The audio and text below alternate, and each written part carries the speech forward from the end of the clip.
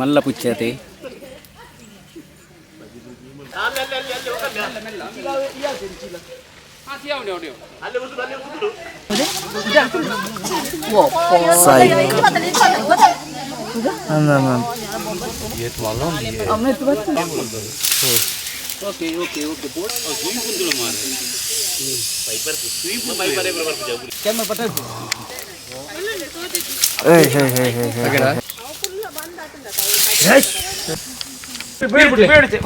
One two three. ಇನ್ನೊಂದು ಮುಖ್ಯ ವಿಚಾರ ಏನು ಅಂದರೆ, ಹೆಬ್ಬಾವು ಮನುಷ್ಯರನ್ನ ಮಕ್ಕಳನ್ನ ಈ ಹೆಬ್ಬಾವುಗಳು ಈವರೆಗೆ ನುಂಗಿದ ದಾಖಲೆ ಪುರಾವೆ ಎಲ್ಲೂ ಇಲ್ಲ. ಸ್ನೇಹಿತರೆ ನಮಸ್ಕಾರ. ಇತ್ತೀಚೆಗೆ ಕಳೆದ ತಿಂಗಳು ನವಂಬರ್ 20, 2025 ನಮ್ಮ ಕರಾವಳಿ ಭಾಗದಲ್ಲಿ ಒಂದು ಘಟನೆ ನಡೆಯಿತು. ಒಂದು ದೊಡ್ಡ ಹೆಬ್ಬಾವು ಒಂದು ಬೆಕ್ಕನ್ನು ಹಿಡಿದುಕೊಂಡು ಒಂದು ಪೊದೆಯೊಳಗಿದೆ, ತಕ್ಷಣ ಬನ್ನಿ ಅಂತ ಹೇಳಿದರು. ನಾನು ಅವರಿಗೆ ಹೇಳಿದೆ, ಆ ಬೆಕ್ಕನ್ನು ತಿನ್ನುವುದಕ್ಕೆ ಬಿಟ್ಟು ಬಿಡಿ, ಅದು ಹೊರಟು ಹೋಗುತ್ತೆ ಅಂತ ಹೇಳಿದೆ. ತಕ್ಷಣ ಅಲ್ಲಿ ಆ ವಟಾರದವರೆಲ್ಲ ಸೇರಿ ಹೇಳಿದರು, ಇಲ್ಲ, ಅದು 7 ಬೆಕ್ಕುಗಳನ್ನು, ನಮ್ಮ ವಟಾರದ 7 ಬೆಕ್ಕುಗಳನ್ನು ಖಾಲಿ ಮಾಡಿದೆ. 1 ತಿಂಗಳ ಅಂತರದಲ್ಲಿ 7 ಬೆಕ್ಕುಗಳನ್ನು ಆ ಹೆಬ್ಬಾವು ತಿಂದಿದೆ. ಹಾಗಾಗಿ ನಮಗೆ ಇಲ್ಲಿ ತುಂಬ ಆತಂಕ ಆಗ್ತಾ ಇದೆ, ಬನ್ನಿ ಅಂತ ಹೇಳಿದರು. ಹಾಗೆ ನಾನು ಅಲ್ಲಿ ಹೋದ ಘಟನೆಯನ್ನು ಇಡೀ ವಿಡಿಯೋ ಚಿತ್ರೀಕರಣ ಮಾಡಿ ಈಗ ನಿಮ್ಮ ಮುಂದೆ ಪ್ರಸ್ತುತಪಡಿಸ್ತಾ ಇದ್ದೇನೆ. ನೀವು ಅದನ್ನು ನೋಡ್ಬೋದು. ಅದಕ್ಕಿಂತ ಮೊದಲು ಒಂದು ಸಣ್ಣ ಮಾಹಿತಿ. ನಮ್ಮ ಸುತ್ತಮುತ್ತ ಈಗಾಗಲೇ ಹೆಬ್ಬಾವುಗಳ ಮಿಲನ ಕಾಲ ಆರಂಭ ಆಗಿದೆ. ಡಿಸೆಂಬರ್ನಿಂದ ಫೆಬ್ರವರಿವರೆಗೆ ಮಿಲನ ಕಾಲ ನಡೀತಾ ಇದೆ. ಈಗ ಇಲ್ಲಿ ನಾನು ಹೇಳಬೇಕಾದ ವಿಚಾರ ಏನು ಅಂದರೆ, ಇತ್ತೀಚೆಗೆ ಒಂದು 5 ವರ್ಷ 10 ವರ್ಷದ ಈಚೆಗೆ ಸಾಕಷ್ಟು ಕಡೆಗಳಲ್ಲಿ ಹೆಬ್ಬಾವುಗಳು ಸಾಕು ಪ್ರಾಣಿಗಳನ್ನು ತಿನ್ನೋದು ಹೆಚ್ಚಾಗಿ ಕಂಡು ಬರ್ತಾ ಇದೆ. ಕಾರಣ ಇಷ್ಟೇ, ನಾನು ಗಮನಿಸಿದ ಇದರಲ್ಲಿ ನಮ್ಮ ಸುತ್ತಮುತ್ತ ಹೆಬ್ಬಾವುಗಳು, ಸಣ್ಣ ಪುಟ್ಟ ಕಾಡು ಪ್ರಾಣಿಗಳು ವಾಸ ಮಾಡದೇ ಇದ್ದಂಥ ಕುರುಚಲು ಹಾಡಿಗಳು, ಸಣ್ಣ ಪುಟ್ಟ ಕಾಡುಗಳು ಅಥವಾ ಸಣ್ಣ ಪುಟ್ಟ ಬೆಟ್ಟ ಗುಡ್ಡಗಳನ್ನೆಲ್ಲ ನಾವು ನಾಶ ಮಾಡಿ ನಾವು ನಗರೀಕರಣ ಮಾಡ್ತಾ ಇದ್ದೀವಿ. ಹಾಗಾಗಿ ಅಲ್ಲಿ ಅಳಿದುಳಿದ ಪ್ರಾಣಿಗಳು ಎಲ್ಲಿ ಹೋಗಿದ್ವೋ ಗೊತ್ತಿಲ್ಲ. ಆದರೆ ಈ ಹೆಬ್ಬಾವುಗಳು ಏನು ಮಾಡ್ತಾವೆ ಅಂದರೆ, ಆದಷ್ಟು ಬದುಕಲಿಕ್ಕಾಗಿ ಹೋರಾಟ ಮಾಡ್ತಾ ಅವುಗಳ ವಾಸಸ್ಥಾನವನ್ನು ನಾಶ ಆದದ್ದನ್ನು ತಿಳಿದುಕೊಂಡು ಅವುಗಳು ಜನವಸತಿಗಳ ಆಸುಪಾಸಿಗೆ ಬರ್ತಾ ಇವೆ. ಎಲ್ಲೆಲ್ಲಿ ಸಣ್ಣ ಪುಟ್ಟ ಒಂದು ಪೊದೆಗಳು ಥರ ಇರ್ತದೋ, ಒಂದು 5-10 ಸೆಣಸು ಖಾಲಿ ಜಾಗ ಇರ್ತದೋ, ಪಾಳು ಬಿದ್ದಿರ್ತದೋ, ಅಲ್ಲಿ ಅವುಗಳು ವಾಸ ಮಾಡ್ತಾ ಆ ಒಂದು ಪ್ರದೇಶದ ಸುತ್ತಮುತ್ತ ಇರುವಂತಹ ಸಾಕು ಪ್ರಾಣಿಗಳನ್ನೇ ಆಹಾರವಾಗಿ ತಿನ್ನುವಂಥ ಅನಿವಾರ್ಯತೆ ಅವುಗಳಿಗೆ ಬಂದುಬಿಟ್ಟಿದೆ. ಯಾಕಂದರೆ ಅವುಗಳು ಸೇವನೆ ಮಾಡುವಂಥ, ಹಿಡಿದು ತಿನ್ನುವಂಥ ಕಾಡು ಪ್ರಾಣಿಗಳು, ಕಬ್ಬೆಕ್ಕುಗಳು, ಕಾಡು ಬೆಕ್ಕುಗಳು, ನರಿಗಳು, ಮೊಲಗಳು, ಹಂದಿಗಳು ಎಲ್ಲವೂ, ಕಾಡು ಹಂದಿಗಳೆಲ್ಲವೂ ನಾವು ನಾಶ ಮಾಡಿಬಿಟ್ಟಿದ್ದೀವಿ. ಅವುಗಳ ಪರಿಸರವನ್ನು ನಾಶ ಮಾಡಿದ್ದೀವಿ ನಾವು. ಹಾಗಾಗಿ ಈಗ ಅಳಿದುಳಿದ ಹೆಬ್ಬಾವುಗಳು ಎಲ್ಲಿಗೆ ಹೋಗಬೇಕು ಆಹಾರಕ್ಕಾಗಿ? ಈ ಪ್ರಶ್ನೆ ನಮ್ಮನ್ನು ಕಾಡಬೇಕು. ಹಾಗಾಗಿ ಇದೇನಾಗಿದೆ ಅಂದರೆ, ಈಗ ಈ ಘಟನೆಯಲ್ಲಿ ನೀವು ನೋಡ್ಬೋದು, ಈಗ ದೊಡ್ಡ ಹೆಣ್ಣು ಹೆಬ್ಬಾವು 7 ಬೆಕ್ಕುಗಳನ್ನು ತಿಂದಿದೆ ಅಂತೇಳಿ ಅವ್ರು ಹೇಳ್ತಾರೆ. ಅಂದರೆ ಅದು ಒಂದೇ ಹೆಬ್ಬಾವು ತಿಂದಿದೆಯೋ ಅಥವಾ ಬೇರೆ ಹೆಬ್ಬಾವುಗಳು ತಿಂದಿದೆಯೋ ಗೊತ್ತಿಲ್ಲ. ಬಟ್ ಅವರ ಗಮನಕ್ಕೆ ಈಗ ಒಂದು ಹೆಬ್ಬಾವು ಸಿಕ್ಕಿಬಿದ್ದಿದೆ, ಅಥವಾ ಬೇರೆ ಹೆಬ್ಬಾವುಗಳು ತಿಂದಿರ್ಬೋದು. ಹೆಚ್ಚಿನ ಸಂಖ್ಯೆಯಲ್ಲಿ ನಾವು ಪ್ರಾಣಿ ಪಕ್ಷಿಗಳನ್ನು, ಸಾಕು ಪ್ರಾಣಿಗಳನ್ನು ಸಾಕಿದಾಗ, ನಾನು ಯಾವಾಗಲೂ ಹೇಳ್ತಾ ಬರ್ತಾ ಇರುವ ಹಾಗೆ, ಈ ರೀತಿಯ ಸಮಸ್ಯೆಗಳು ನಡೀತಾ ಇವೆ. ಇದು ಪ್ರಕೃತಿ ನಿಯಮ ಅಂತ ನಾವು ಭಾವಿಸಬೇಕಾಗ್ತದೆ. ಆದಷ್ಟು ನಾವು ಏನು ಮಾಡ್ಬೋದು, ಹೆಬ್ಬಾವುಗಳು ವಾಸ ಮಾಡುವಂಥ ಒಂದು ಸಣ್ಣ ಪುಟ್ಟ ಹಾಡಿಗಳನ್ನು, ಕಾಡುಗಳನ್ನು, ಗುಡ್ಡ ಪ್ರದೇಶಗಳನ್ನು ಆದಷ್ಟು ಕಾಯ್ದಿಟ್ಟುಕೊಳ್ಳುವಂಥ ಕೆಲಸ ಮಾಡಿದರೆ ಸೂಕ್ತ ಅಂತ ನನಗೆ ಅನ್ನಿಸ್ತದೆ. ಇದಕ್ಕೆ ನಮ್ಮ ಅರಣ್ಯ ಕಾಯ್ದೆ ಕೂಡ ಸ್ವಲ್ಪ ಬಿಗಿ ಆಗಬೇಕು. ಅಂಥ ಪ್ರದೇಶಗಳನ್ನು ಏನು ನಾವು ಶೆಡ್ಯೂಲ್ 1ರಲ್ಲಿ ನಾವು ಈ ವನ್ಯಜೀವಿ ಕಾಯ್ದೆ ಅಡಿಯಲ್ಲಿ ಹೆಬ್ಬಾವನ್ನು ತಂದು ಸಂರಕ್ಷಣೆಯ ಉರಗ ಅಂತ ಮಾಡಿದ್ವು, ಅದೇ ರೀತಿ ಅವುಗಳ ವಾಸಸ್ಥಾನವನ್ನು ಸಂರಕ್ಷಣೆ ಮಾಡುವಂಥ ಒಂದು ಕೆಲಸವನ್ನು ನಮ್ಮ ಸರ್ಕಾರ ಮಾಡಬೇಕಾಗಿದೆ. ಇಲ್ಲದಿದ್ದರೆ ಇಲ್ಲಿ ಏನಾಗುತ್ತೆ ಅಂದರೆ, ಕ್ರಮೇಣಕ್ಕೆ ಆ ಪ್ರದೇಶದಲ್ಲಿರುವಂಥ ಹೆಬ್ಬಾವುಗಳ ಸಂಖ್ಯೆನೇ ವ್ಯತ್ಯಾಸ ಆಗ್ಬೋದು, ಅಥವಾ ಅಲ್ಲಿಯ ಜೀವರಾಶಿಗಳ ವಂಶೋತ್ಪತ್ತಿ ಸಮತೋಲನ ತಪ್ಪಬಹುದು, ಈಗೆಲ್ಲ ನಡಿಬಹುದು ಅಂತ ನಮ್ಮದೊಂದು ಕಲ್ಪನೆ. ಅದರಿಂದ ಆದಷ್ಟು ಅದು ಯಾವುದೂ ಆಗದಿದ್ದರೂ, ಪ್ರಕೃತಿ ಒಂದು ನಿಯಮದ ಪ್ರಕಾರ ನಡೀತಾ ಇದ್ದರೂ ಕೂಡ ನಾವು ಆದಷ್ಟು ಆ ಜೀವಿಗಳಿಗೆ ಹಾನಿ ಮಾಡದೆ ಅವುಗಳ ಪಾಡಿಗೆ ಬದುಕಲಿಕ್ಕೆ ಬಿಡೋದು ಬಹಳ ಒಳ್ಳೆಯದು ಅಂತ ಹೇಳಲಿಕ್ಕೆ ಇಷ್ಟಪಡ್ತೇನೆ. ಈ ಒಂದು ಘಟನೆಯನ್ನು ನೋಡಿ ಮತ್ತು ನಿಮ್ಮ ಅಭಿಪ್ರಾಯವನ್ನು ಕಮೆಂಟ್ ಮೂಲಕ ಕೂಡ ತಿಳಿಸ್ಬೋದು. ನಮಸ್ಕಾರ.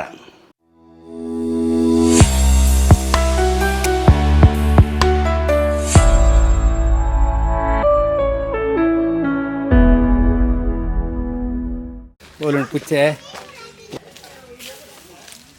ಮಲ್ಲ ಪುಚ್ಚತೆ ಅದು ಮೊಗಲ್ ಇಲ್ಲಡಿ ಏತ್ ಪುಚ್ಚಂಡಿ ಆ ಲೆಕ್ಕಡು 7 ಪುಚ್ಚ ಇತ್ತಲ್ಲ ಇಲ್ಲ ಪೂರ ಹೋಗ್ತದೆ ಹಾಂ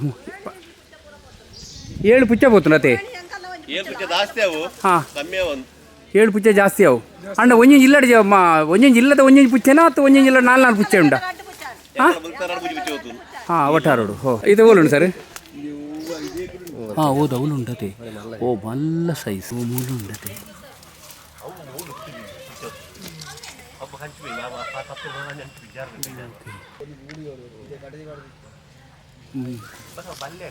ಇತವೆ ನಮ್ಮ ಫುಲ್ಲು ಕವರ್ ಮಲ್ಪೋಡ ಪುಂಡಿತೆ ಇತ ಮುಲ್ತದ್ದು 11 ಪೋಡ್ ಮನ್ಪಾರತೆ 11 ಪೋಡ್ ಮನ್ಪೆ ಆಗ್ಲಿ ಕೊರ್ಪೇರಿಗೆನಾ ಹಾಂ ಬೆಟರ್ ಫಾರೆಸ್ಟ್ ಡಿಪಾರ್ಟ್ಮೆಂಟ್ ಕೊರಡಾಗ್ಲಿ ನಮ್ಮೊಂದು ಬೇಲೆ ಮತ್ತು ಬಿಡ್ಕ ಹಾಂ ರೈಟ್ ಈಗ ಪತ್ತದ ಫಾರೆಸ್ಟ್ ಡಿಪಾರ್ಟ್ಮೆಂಟ್ ಕೊಂಡು ಆದಿರ್ಪಿ ಕೊರಿಯಾಡ ಅಕ್ಲ ಅವ್ಲಿ ಒಂದು ಮಲ್ಪೇರಿ ರಿಲೀಸ್ ಮಲ್ಪೇರಿ ಅವಂದೇ ಓಕೆ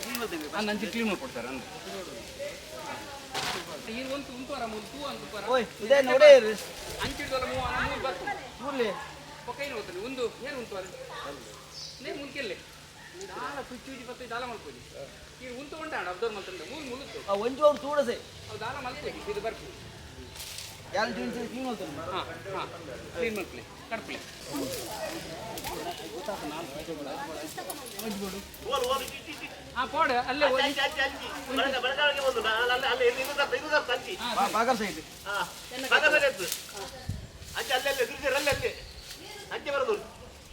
ಬರಡಿ ಈಗ ಕಟ್ಕೊಂಬಲ್ಲ ಐಟ ಐಟ ಕಟ್ಪಲೆ ಉಂಟು ಅವು ಇಂಚು ಬೆದ್ರಲ್ಲಿ ಕೊಟ್ಟು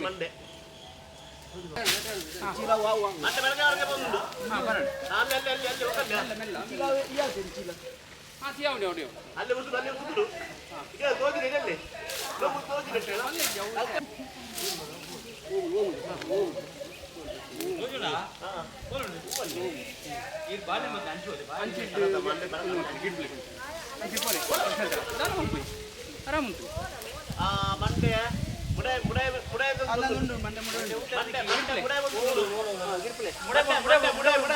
ಮಂಡೆ ಉಂಡು ಮಂಡೆ ಮೂಲೆ ಉಂಡಾಯ್ತು ಅಂಡ ಕುದೇಲ್ ಕಲೆ ಒಟ್ಟಮ್ಮ ಚೀಲ ಚೀಲ ಸರ್ ಈ ಚೀಲ ಆರಾಮ್ ತಲ ಪೋಡೆಡೆ ಅತ್ತ ಇತ್ತ ನಮ್ಮ ಕಲೆ ಓಡು ನಮ್ಮ ಕಲೆ ಇದ್ದೀರ ಆಜಿ ಮೇಲೆ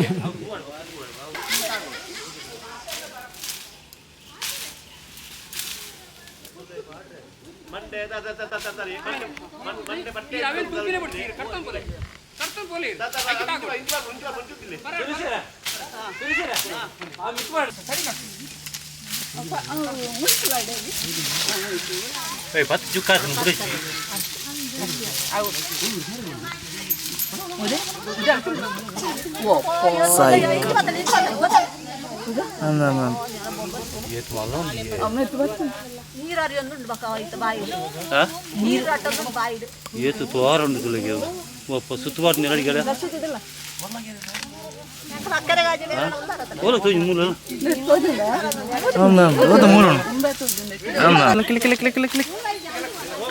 ಒಲ್ಲುಂಡು ಒಲ್ಲುಂಡು ಓಲು ಮುಗಿದು ಓಲು ಮುಗಿದೆಲ್ಲ ಓಲು ಮುಗಿದೆಲ್ಲ ಅಲ್ಲ ಅಲ್ಲ ಅಲ್ಲ ಅಲ್ಲ ಓಲ ಓಲ ದೈತ್ಯ ಅನಕೊಂಡ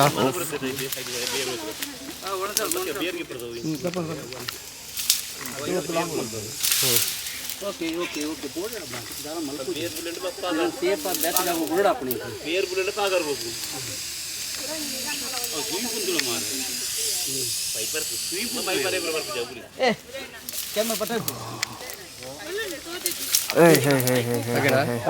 ಆಗಣೆ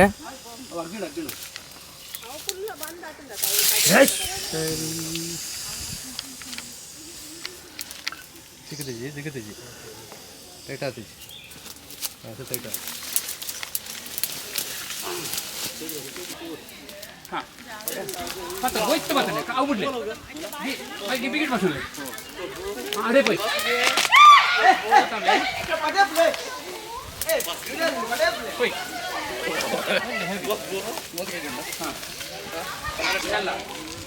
ಮಲ್ಪಡೆ ಬೀಲ ಬಿಡು ಬೀಲ ಬಿಡೆ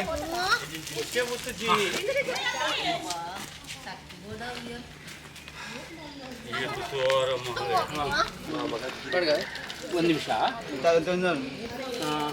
ಇತ್ತೆ ಚೀಲ ಯಾವುದು ಚೀಲ ನೀರು ತಿರ್ತು ಮತ್ತು ಪತ್ತೋಡು ಈ ಮಿಡ್ಲು ಬಾಡಿ ಉಂಡತೆ ಚೀಲದಲ್ಲೇ ಪೊಪ್ಪುಡು ಪಂಡಿ ಬಗ್ಗೆ ಇರು ಚೀಲ ಬಿಡು ಅದ ಮುಟ್ಟ ಮಂಡೆ ಬಿಡು ಪೂಜೆ ಹಾಂ ಪಾಡ್ಗರಡ್ಡು ಹಾಂ ಕುಂತ ಅವು ಇಂಚ ತಿರ್ಗಾರಿ ಹೋಯ್ತು ಪಾತಲ್ಲ ಇರು ಹೋಯ್ತು ಪಾತಲ್ಲ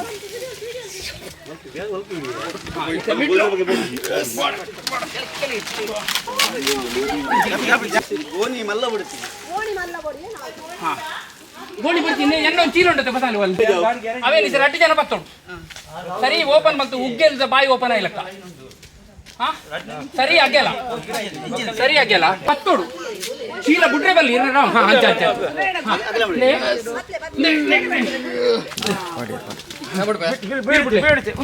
1 2 3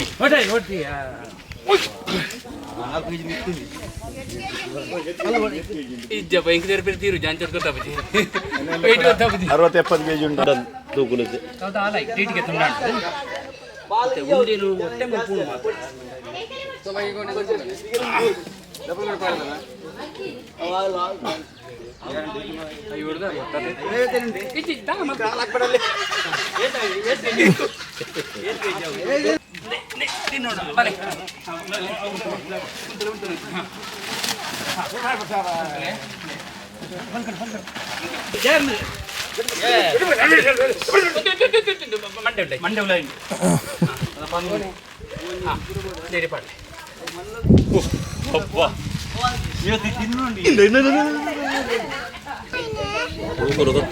ವೆಯ್ಟ್ ಉಂಟು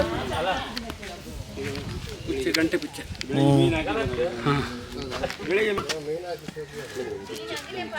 ಪ್ರಶಾಂತರೇ ಇದೀಗ ಎಷ್ಟು ಬೆಕ್ಕುಗಳನ್ನು ಈ ಹೆಬ್ಬಾವು ತಿಂತಿದೆ ಅಂತ ಹೇಳ್ತೀರಿ? ಅಕ್ಕಪಕ್ಕ ಮನೆಯವರ ಒಂದು 7 ಬೆಕ್ಕನ್ನು ತಿಂದಿದ್ದಾನೆ. 7 ಬೆಕ್ಕನ್ನು ಅಂದರೆ ಎಷ್ಟು ತಿಂಗಳ ಅಂತರದಲ್ಲಿ ಅಂದಾಜು? ಒಂದು ತಿಂಗಳ ಅಂತರದಲ್ಲಿ 7 ಬೆಕ್ಕೆಲ್ಲ ಖಾಲಿ ಆಯಿತು. ಇದೇ ಹಿಡಿದದ್ದು ನೋಡಿದ್ದೀರಾ ನೀವು? ಹಾಂ ರಾತ್ರಿ ಹೋದದ್ದು ಎಷ್ಟು ದಿನದ ಹಿಂದೆ ಇದು? ಎಷ್ಟು ದಿನದ ಹಿಂದೆ? 15 ದಿವಸದಿಂದ ಬರಲಿಲ್ಲ. ಹಾಂ ಸರಿ. ಈಗ ಇದನ್ನು ನಾವು ಹಿಡಿದದ್ದು ನೀವು ಅರಣ್ಯ ಇಲಾಖೆಗೆ ಕೊಡ್ತೀರಿ ಅಲ್ವಾ? ಖಂಡಿತ ಕೊಡ್ತೀರಿ. ಕೊಟ್ಟ ನಂತರ ಒಂದು ಫೋಟೋ ನನಗೆ ಹಾಕ್ಬೋದಾ? ನಾನು ಶೇರ್ ಮಾಡ್ಕೊಳ್ತೇನೆ. ಅವರು ಬರೋದು ಕಷ್ಟ. ನೀವು ಆದಿಡುಪಿ ಅರಣ್ಯ ಇಲಾಖೆ ಉಂಟಲ್ಲ, ಅಲ್ಲಿ ಹೋಗಿ ಅವ್ರಿಗೆ ಕೊಟ್ಟರೆ ಅವರು ತಗೊಳ್ತಾರೆ, ಅವ್ರು ರಿಲೀಸ್ ಮಾಡ್ತಾರೆ. ಒಂದು ಫೋಟೋ ಅವ್ರಿಗೆ ಕೊಟ್ಟದ್ದು ನನಗೆ ಶೇರ್ ಮಾಡಿ ಆಯ್ತಾ? ಇಲ್ಲ, ಈಗ ಮರಿ ಇಡುವ ಸೀಸನ್ ಅಲ್ಲ. ಮೊನ್ನೆ ಒಂದು 15 ದಿವಸ ನಮ್ಮನೆ ಹತ್ತಿರ ಇಷ್ಟೇ ದೊಡ್ಡದು ಇದ್ರ ಮರಿ. ಅಲ್ಲಲ್ಲ ಹಾಗೆಲ್ಲ. ಈಗ ಇದು ಇನ್ನೂ ಮಿಲನಕ್ಕೆ ತಯಾರಾಗಬೇಕು. ಅಂದರೆ ಯಾವಾಗ ಅಂದರೆ ಡಿಸೆಂಬರ್ನಿಂದ ಫೆಬ್ರವರಿವರೆಗೆ ಅವುಗಳ ಮಿಲನ ಕಾಲ ಶುರು. ಇದು ಈಗ ಹೆಣ್ಣು ಹೆಬ್ಬಾವು. ಇದೀಗ ಬೆಕ್ಕು ಅದು ಇದೆಲ್ಲ ತಿಂದು ಒಂದು 2 ತಿಂಗಳು ಮತ್ತೆ ಆಹಾರ ಸೇವನೆ ಮಾಡೋದಿಲ್ಲ. ನಾಳ್ದು ಫೆಬ್ರವರಿವರೆಗೆ ಆಹಾರ ಸೇವನೆ ಮಾಡೋದಿಲ್ಲ, ಮಾಡದೆ ಮಿಲನದಲ್ಲಿ ತೊಡಗಿಕೊಳ್ತವೆ, ಸಂತಾನೋತ್ಪತ್ತಿಯಲ್ಲಿ. ಹಾಗಾಗಿ ಇದು ಒಂದು ಇಲ್ಲಿ ಇದ್ದರೆ ಸುಮಾರು ನಮ್ಮ ಒಟ್ಟಾರದಲ್ಲಿ ಒಂದು 6-7 ಗಂಡು ಹಾವುಗಳು ಇರ್ಬೋದು.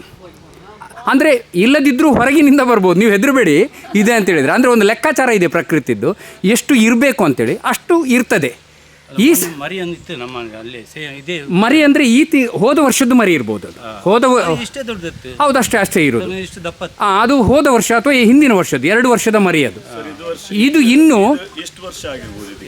ಇದಕ್ಕೆ ನನ್ನ ಪ್ರಕಾರ ಸುಮಾರು ಒಂದು 20-30 ವರ್ಷ ಪ್ರಾಯ ಆಗಿರ್ಬೋದು. ಹೌದೌದು, ಹೆಣ್ಣು ಹೆಬ್ಬಾವು ಇದು ತುಂಬ ದೊಡ್ಡದು, ಒಳ್ಳೆ ಬೆಳೆದಿದೆ. ಯಾಕಂದರೆ ಇಲ್ಲಿ ನೀವು ಹೇಳಿದಾಗೆ 7 ಬೆಕ್ಕುಗಳನ್ನು 1 ತಿಂಗಳಲ್ಲಿ ತಿಂದಿದೆ ಅಂತ ಹೇಳಿದರೆ. ಮತ್ತು ಇನ್ನು ನಾವು ಹೆಚ್ಚು ಬೆಕ್ಕುಗಳನ್ನು ಸಾಕಿದಷ್ಟು ಪ್ರಕೃತಿಗೆ ಹಿಂಸೆ. ಅದು ನಾವು ಸಾಕುವಂಥ 8-10 ಬೆಕ್ಕು ಉಂಟಲ್ಲ, ಅಷ್ಟೂ ಬೆಕ್ಕುಗಳು ಹೊರಗಿನ ಜೀವರಾಶಿಗಳನ್ನು ನಾಶ ಮಾಡ್ತವೆ. ನಮ್ಗೆ ಗೊತ್ತಿಲ್ಲ ಅದು. ನಮಗೆ ಈ ಪ್ರಕೃತಿಗೆ ಯಾವುದೆಲ್ಲ ಸೂಕ್ಷ್ಮ ಜೀವಿಗಳು, ಕ್ರಿಮಿಕೀಟಗಳೆಲ್ಲ ಬೇಕು, ಅವನ್ನೆಲ್ಲ ನಮ್ಮ ಸಾಕಿದ ಬೆಕ್ಕುಗಳು ಹಾಳು ಮಾಡ್ತಾ ಇರ್ತವೆ. ಅದಕ್ಕೆ ಪ್ರಕೃತಿ ಏನು ಮಾಡ್ತದೆ, ಆ ಬೆಕ್ಕುಗಳನ್ನು, ನಾಯಿಗಳನ್ನು ಸಮತೋಲನ ಮಾಡಲಿಕ್ಕೆ ಹೆಬ್ಬಾವುಗಳಿಗೆ ಪ್ರಚೋದನೆ ಕೊಡ್ತದೆ. ನೀವು ಒಂದು ಮನೆಯಲ್ಲಿ 5-6 ಬೆಕ್ಕು ಸಾಕಿದರೆ ಖಂಡಿತವಾಗ್ಲೂ ಹೆಬ್ಬಾವು ಅಥವಾ ಬೇರೆ ಜೀವಿ ಇದಾಗಿ ಖಾಲಿ ಮಾಡಿಯೇ ಮಾಡ್ತದೆ ಹೆಬ್ಬಾವು ಬಂದು. ಒಂದು ಮನೆಯಲ್ಲಿ 1-2 ಬೆಕ್ಕು ಇದ್ದರೆ ಸಮಸ್ಯೆ ಇಲ್ಲ. ನಾವು ಲೆಕ್ಕಕ್ಕಿಂತ ಹೆಚ್ಚು ಬೆಕ್ಕುಗಳನ್ನು ಸಾಕ್ತೀವಿ, ಅದು ಪ್ರಕೃತಿಗೆ ಹಾನಿ ಮಾಡ್ತದೆ. ಅದನ್ನು ಸಮತೋಲನ ಮಾಡಲಿಕ್ಕೆ ಹೆಬ್ಬಾವುಗಳು ಬಂದೇ ಬರ್ತವೆ. ಇದರಿಂದ ನಮಗೇನು ಅಪಾಯ ಇಲ್ಲ. ಮತ್ತು ಇನ್ನೊಂದು ಮುಖ್ಯ ವಿಚಾರ ಏನು ಅಂದರೆ, ಹೆಬ್ಬಾವು ಮನುಷ್ಯರನ್ನು, ಮಕ್ಕಳನ್ನು, ಈ ಹೆಬ್ಬಾವುಗಳು ಈವರೆಗೆ ನುಂಗಿದ ದಾಖಲೆ ಪುರಾವೆ ಎಲ್ಲೂ ಇಲ್ಲ. ನೀವು ಯಾರು ಹೇಳಿದ್ರು ಇದನ್ನು ಅಲ್ಲ, ಹೆಣ್ಣಲ್ಲ, ಭಾರತದ ಹೆಬ್ಬಾವುಗಳು. ನಮ್ಮ ಕರ್ನಾಟಕದಲ್ಲಿ ಈ ಹೆಬ್ಬಾವುಗಳು ಸಿಗ್ತವೆ. ಇದಕ್ಕೆ ಇಂಡಿಯನ್ ರಾಕ್ ಪೈಥಾನ್ ಅಂತ ಕರಿತೀವಿ, ಅಥವಾ ತುಳುವಲ್ಲಿ ಪೆರ್ಮಾರಿ ಕೋರಿಲೆ, ಇದೇ ಹೆಬ್ಬಾವು ಹೇಳೋದು. ಗಂಡು ಹೆಣ್ಣೆಲ್ಲ ಇರ್ತದೆ. ಈ ಹೆಬ್ಬಾವುಗಳು ಈವರೆಗೆ ಮನುಷ್ಯ ಅಥವಾ ಮಕ್ಕಳನ್ನು ತಿಂದ ಪುರಾವೆ ಎಲ್ಲೂ ಇಲ್ಲ. ಯಾರು ಹೇಳಿದ್ರೆ ನಂಬೇಡಿ, ಕೇವಲ ಕಟ್ಟುಕತೆ ಅದು. ಆದರೆ ನಾಯಿ ಬೆಕ್ಕುಗಳನ್ನು ಆಹಾರವನ್ನು ತಿಂತದೆ. ಹಾಗಾಗಿ ಈಗ ನಿಮ್ಮ ಅದು ಇಂಡಿಯಾದ ಹೆಬ್ಬಾವು ಅಲ್ಲ, ಥೈಲ್ಯಾಂಡ್, ಆಫ್ರಿಕಾ ಆಚೆ ಕಾಡಲ್ಲಿರುವಂಥ ದೊಡ್ಡ ದೊಡ್ಡ ಹೆಬ್ಬಾವುಗಳು, ಅಲ್ಲಿ ಬುಡಕಟ್ಟು ಜನರನ್ನು ಮನುಷ್ಯರನ್ನು ನುಂಗಿದ ದಾಖಲೆ ಇದೆ, ಅಪರೂಪಕ್ಕೆ ಅದು ಕೂಡ. ಆದರೆ ಇದು ಈ ಜಾತಿಯ ಹೆಬ್ಬಾವುಗಳು ಈವರೆಗೆ ಎಲ್ಲೂ ತಿಂದ ದಾಖಲೆ ಇಲ್ಲ. ಇಲ್ಲ, ಪಕ್ಷಿಗಳಿಂದ ಎಲ್ಲ ಪಕ್ಷಿಗಳು, ಎಲ್ಲ ಪ್ರಾಣಿಗಳು, ಹಾಂ, ಆಹಾರ. ಅದು ಬಿಟ್ಟರೆ ಬೇರೆ ಮನುಷ್ಯನಿಗೆ ಯಾವುದೇ ಸಮಸ್ಯೆ ಇಲ್ಲ. ಈ ಹೆಬ್ಬಾವು ನಮ್ಮ ವಠಾರದಲ್ಲಿ ಇದ್ದಷ್ಟು ಒಳ್ಳೆಯದು. ಸಮಸ್ಯೆ ಏನಂದರೆ ಎಕ್ಸ್ಟ್ರಾ ಬೆಕ್ಕನ್ನು ಖಾಲಿ ಮಾಡ್ತದೆ, ಕೋಳಿಯನ್ನು ಖಾಲಿ ಮಾಡ್ತದೆ. ಹಾಗಾಗಿ ಇದನ್ನೀಗ ಅರಣ್ಯ ಇಲಾಖೆ ಕೊಡೋಣ. ಈಗ ನೀವು ಹಿಡಿಸಿದ ಕಾರಣ ಬೆಕ್ಕುಗಳೆಲ್ಲ ನಾಶ ಆಗ್ತವೆ. ಹಾಗಾಗಿ ಇದು ಬೇರೆ ಕಡೆ ಹೋಗ್ಬೇಕಂತ ನಿಮ್ಮ ಒಂದು ಇಚ್ಛೆ. ಒಂದು ವಿಷಯ ಏನಂದ್ರೆ, ಮನುಷ್ಯರಿಗೆ ಅದರ ಬಗ್ಗೆ ಬೇರೆ ಒಂದು ನೀವು ಹೇಳಿದಾಗೆ ನಮ್ಮ ಮನುಷ್ಯರನ್ನ ಹಿಡಿದು ತಿಂತಾರೆ ಒಂದು ಹೆದರಿಕೆ. ಆ ಹೆದರಿಕೆಯಿಂದ ನಿಮ್ಮನ್ನ ಇಲ್ಲಿ ನಾವು ಕರೆಸೋದು. ಬಹುಶಃ ಯಾರಿಗೂ ಕೂಡ ಅದೇ ತರ ಆಗ್ಬಾರ್ದು. ನಮ್ಮಲ್ಲಿ ಒಂದು ತಪ್ಪು ಗ್ರಹಿಕೆ. ನೀವು ಹೇಳಿದಾಗೆ ಈ ಊರಿನ ಈ ಹೆಬ್ಬಾವುಗಳು ತಿನ್ನುವುದಿಲ್ಲ ಅನ್ನೋದು ನಮ್ಗೆ ಗೊತ್ತಾದ ಇವಾಗ. ಸಾಮಾಜಿಕ ಜಾಲತಾಣದಲ್ಲಿ ಎಲ್ಲೂ ಕೂಡ ಈ ಹಬ್ಬವನ್ನ ದೊಡ್ಡ ದೊಡ್ಡ ಮನುಷ್ಯರನ್ನು ತಿಂದನ್ನ ಸಿಗ್ದಾಕಿದನ್ನ ಮನುಷ್ಯರನ್ನ ಹೊರಗೆ ತೆಗೆದಂತ ಘಟನೆಗಳು ತುಂಬಾ ನೋಡಿದಂತ ಮನುಷ್ಯರಿಗೆ ಸಹಜವಾಗಿ ಅದು ಹೆದರಿಕೆ ಆಗುತ್ತದೆ. ಈ ಸಂದರ್ಭದಲ್ಲಿ ಒಂದು ನಮ್ಮ ಸೇಫ್ಟಿಗೋಸ್ಕರ ಮತ್ತೆ ನೀವು ಹೇಳಿದಾಗೆ ಇಲ್ಲಿ ಎಲ್ಲ ಕೋಳಿಗಳು ಬೆಕ್ಕುಗಳನ್ನು ಎಲ್ಲ ಹಿಡಿತೇವೆ ಅನ್ನುವಂಥದ್ದಲ್ಲ, ಪ್ರಕೃತಿಗೆ ಹಾನಿಯಾಗದ ರೀತಿಯಲ್ಲಿ ಇರುವಂಥ ಈ ಸರೀಸೃಪಗಳು, ಅದನ್ನು ಯಾವ ಜಾಗಕ್ಕೆ ಬಿಡಬೇಕು ಆ ವ್ಯವಸ್ಥೆಯಾಗಿ ನಿಮ್ಮಂಥವ್ರು ಬಿಟ್ಟರೆ ಮಾತ್ರ ನಮಗೆ ಅದು ಕರೆಕ್ಟ್. ಅದು ಅರಣ್ಯ ಇಲಾಖೆಯವರು ಮಾಡ್ತಾರೆ, ಅದನ್ನು ಕರೆಕ್ಟಾಗಿ ಮಾಡ್ತಾರೆ ಅವರು.